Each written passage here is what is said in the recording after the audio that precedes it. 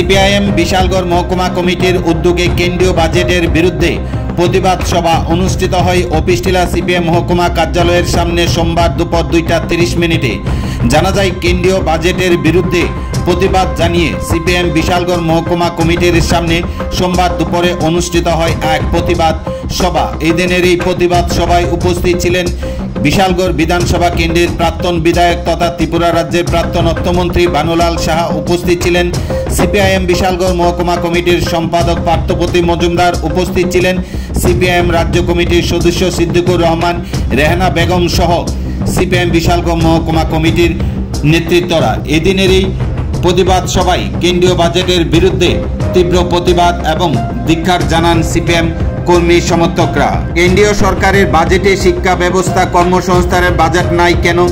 গরিব মধ্যবিত্ত স্বার্থবিরোধী বাজেটের বিরুদ্ধে এই দিনে সিপিএম বিশালগড় মহকুমা কমিটির সমস্ত নেতৃত্বরা অফিসটিলা সিপিএম মহকুমা কার্যালয়ের সামনে প্রতিবাদ সভায় আওয়াজ তুলেন। বরাদ্দ কমানো হলো কেন? বিজেপি সরকার জবাব চাই, জবাব দাও। শিক্ষা ক্ষেত্রে বাজেট কমানো হলো কেন? বিজেপি সরকার জবাব চাই, জবাব দাও। মানুষের স্বার্থ নিয়ে ছিনিমিনি খেলা, বিজেপি সরকার জবাব চাই, জবাব দাও। স্বাস্থ্য ক্ষেত্রে বাজেট কমানো হলো কেন? বিজেপি সরকার জবাব চাই, জবাব দাও। জবাব তোমায় দিতে হবে, জবাব তোমায় দিতে হবে।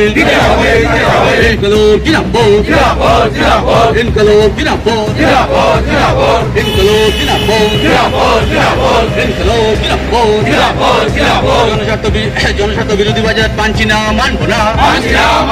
জনস্বার্থ বিরোধী বাজেট মানছি না, মানবো না।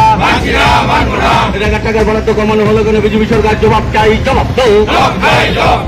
সবচাইতে বেশি ধনী যারা সম্পদের 60% আজকে তাদের হাতে কুক্ষিগত।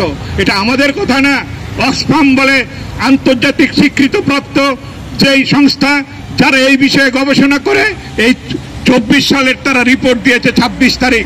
তাতে দাঁড়িয়ে এই পরিষ্কার চিত্র ফুটে রয়েছে যে ভারতবর্ষ হচ্ছে ধনীদের স্বার্থবাহী নীতি এই দেশে কার্যকর আছে।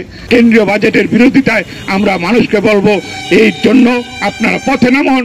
বামপন্থীরা তাদের চিরকালীন যে দায়বদ্ধতা, মানুষের জন্য কাজ, মানুষের জন্য বাজেট, তার জন্যই আমাদের এই লড়াই আপনারা পাশে থাকবেন এই আবেদন রেখে আমার আলোচনা এখানটা শেষ করলাম। ইনকলাব জিন্দাবাদ।